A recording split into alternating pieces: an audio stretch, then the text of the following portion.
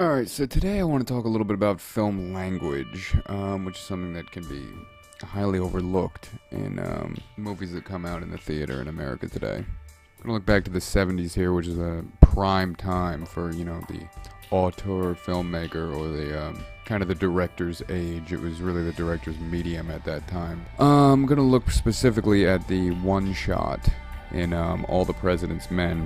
Now, when it comes to a one-shot, a lot of people refer to like a stedi-cam one-shot. Masters of that would be Scorsese, De Palma. Kubrick uses the stedi-cam in an incredible way.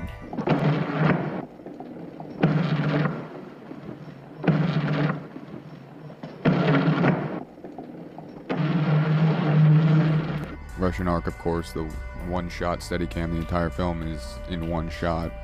There's also the handheld one-shot. Somebody who pops to mind would be Paul Thomas Anderson, Claude Lelouch, Children of Men, even though there's some trickery and transitions there between one-shots, done digitally, but there's also one-shots that incorporate dolly moves in them. The shot in Weekend. Hitchcock is a master at this. He also, very much in the movie Rope. Mike Nichols is somebody I really admire, and the way he does his shots, especially in Carnal Knowledge. Spielberg has some great dolly moves. He also does some great handheld shots as well. Then you can also have a one shot that is just static, or one that's on sticks, and it can pan as well. So you can have a whole myriad of these, and sometimes combinations of them. But the one I want to talk about today, and what I consider to be an absolutely perfect shot in almost every way, is in All the President's Men, directed by Alan J. Pakula. He also directed Clute. Love the photography and the look of that film, and also the music in it. But so what I'm going to do here is I'm going to play the sequence. I'm not going to speak over it. Sorry, this is the best quality that I could get as of now for this sequence here. Just watch it straight through. The only thing you need to know is, going in, it's a one shot, and it's 5 minutes and 50 seconds long. So I'm going to play that now, and after that plays, then I'm going to do a bit of a freeform my take on this sequence and why I think it's such a fantastic shot within this film. All right, see you on the other side. I base that conclusion upon my conversations with his doctors and my close personal and political associations. Outside line, please. Yes. The joint Thank you. decision that we have reached tonight, health was not a factor.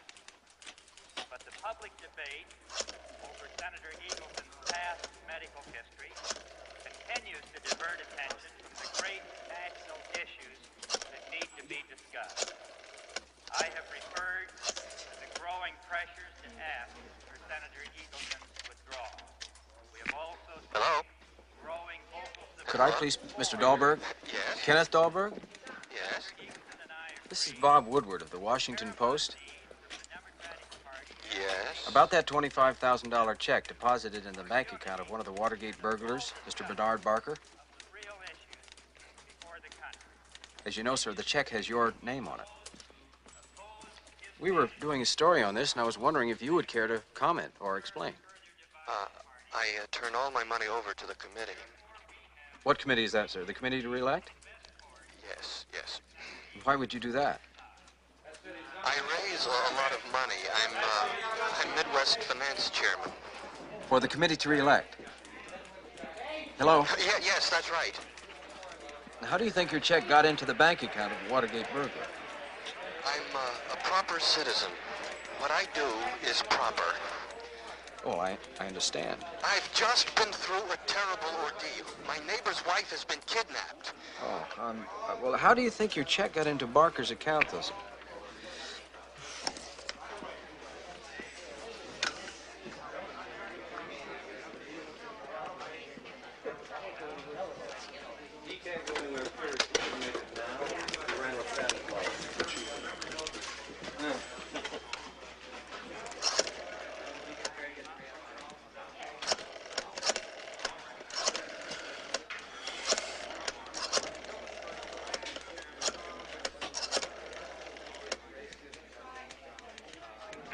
Committee to re-elect the president. Could I please speak to Mr. Clark McGregor? One moment, I'll Thank connect you. you. Thank you. Yes? Mr. McGregor, Yes. this is Bob Woodward of the Washington Post. Hello. Yes? This is Bob Woodward of the Washington Post. I just spoke to a Mr. Kenneth Dahlberg, who says that he is Midwest finance chief. Yeah, I know Ken Dahlberg. Well, I can't seem to get an explanation on why a check for $25,000 made out to Mr. Dahlberg that he apparently sent to the committee to re-elect the president would end up in the bank account of a Watergate burglar. I don't know. But you're head of the committee, sir. Look, I just came aboard. John Mitchell was the head of the committee. He might know. Well, what would the explanation possibly I be don't for... know. You're implying that I should know. And if you print that, our relationship will be terminated. Sir, we don't have a relationship. The issues of the campaign are peace and prosperity, not a campaign check. Bob, Sir, no one is All saying this anything... happened before I came aboard. Mr. Dahlberg is I'm online running a too. campaign for the re-election of the president. We've raised $60 million, and you're asking about a $25,000 check. Mr. McGregor, excuse me, could you hold 1 second, please, sir? All right. Thank you. Yes, Hello? Mr. Dahlberg, Yes? could you please hold 1 second, sir? Yes. Thank you. Mr. McGregor, Yeah. can I call you right back, sir? I'm Yeah, very sorry. okay. Thank you. Mr. Dahlberg. Yes, I'm sorry I hung up before. I wasn't sure you were a Washington Post reporter. I believe we were talking about a $25,000 check. Obviously, this is difficult for me. I'm caught in the middle of something, and I don't know what. What do you think it could be? Well, I deal with a lot of important people. People who work for the committee? Hello? For the committee. The committee to re-elect the president. Yes. You see, I raised that money in cash, and I have a winter home in Florida. Is that Miami? Boca Raton. And I didn't want to carry all that cash around. Now, you can understand that. Oh, of course I can. So I had it exchanged for the cashier's check. And how do you think it got into Barker's account?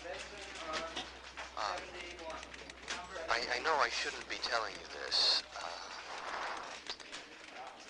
I gave it to Mr. Stans. I beg your pardon? I gave it to Stans. Maurice Stans? The head of finance for Nixon? Yes, in Washington. Now, what he did with it, I really do not know. I see. Were there any other checks, sir, that you might be aware of that could have come... That's all I had to say. Mr. McGregor. Mr. Dahlberg. I'm sorry. Thank you very much.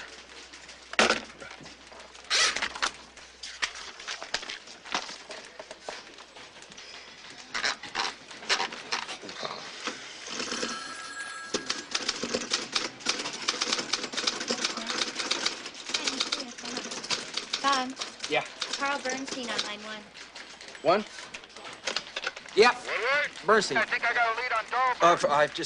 I got it. What? I just talked to him. I just hung up from him. Bernstein, listen, it goes all the way to Stans. What are you talking about? It goes all the way to Stans. He gave the check to Stans for the committee to re-elect.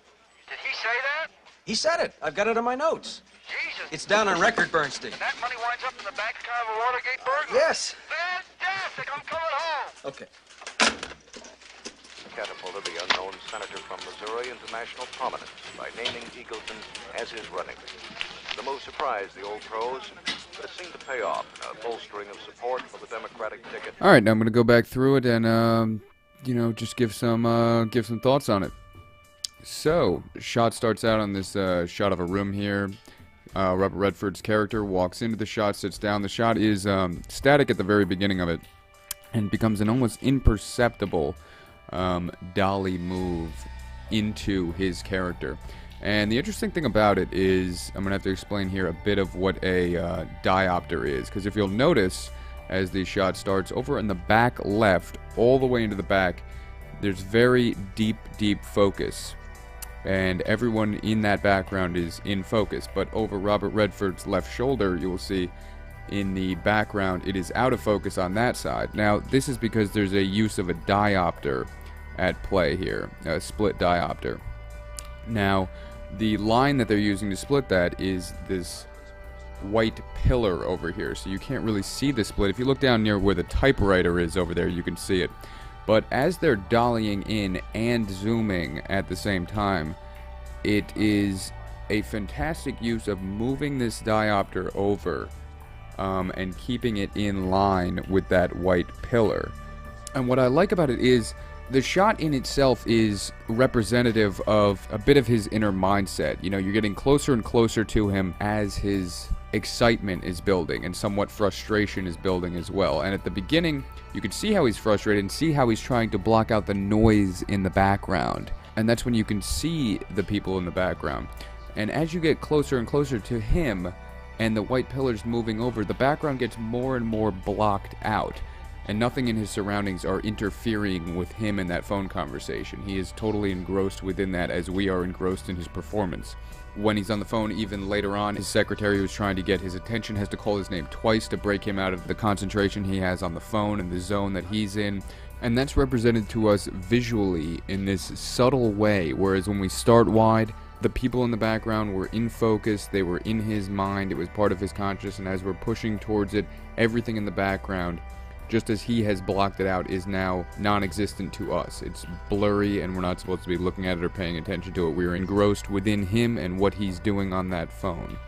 It's just a nice technique, and as this is zooming in and dollying in at the same time, zooming into him, dollying into him, we're moving the diopter over. As you're dollying in, the focus puller is also pulling focus as they're zooming, as they're dollying, and you're dealing with the diopter. I mean, on a technical level, the shot is just fantastic. On a performance level, Redford's just knocking it out of the park, you know? I mean, imagine seeing this in the theater. His face is the entire screen, top to bottom, by the end of this, and you've been slowly moving in, getting engrossed, getting, as he's more frantic, as he's figuring out parts of the plot out, as he's getting more manic with it. It's just, I can't picture a better way that this sequence could be shot or be more effective to slowly draw the audience in. You know, I could just see what, you know, I mean, I can't really even see a scene in a mainstream movie, you know, like this today at all, especially one that's going to be a one shot like this. It's going to have this much, you know, just talking exposition done within a shot like this. You know, I mean, now it's yes, there are films that come out now that do have, you know, a director's stamp on them. There obviously still are, but just the majority of the stuff in the theaters that's coming out is just, I want to fucking blow my goddamn head off. You know, that's why it's a breath of fresh air to go back and look at some, you know, 70s films, and it was just the heyday for the director. It really was the director's medium. Now it's like the fucking editor's medium. And you know, at the end when it pans over to, you know, the pillar coming back into the frame, you can see that everything is completely out of focus. Over there now, it's only him, hearing him typing. And, you know, it's important to have a good cutout on the on that sequence. You know, phone hang up, slight beat, cut, newspaper fall down. And it's what he was writing to that. You know, it's powerful, it works, it flows really well, so beautifully done. And any comments you guys have on the sequence? Any one-shots that you guys like in films? You know, please rate, please comment, and I really want to start making more videos on here, so sorry I've been very busy recently, but I definitely want to start doing some more. You know, any comments on directions you guys would like me to take the channel? Did you like this type of analysis? Do you want more film reviews? I just finished shooting kind of a short project that I did myself that I'm going to be uploading, and alright, so talk to you guys soon. Peace.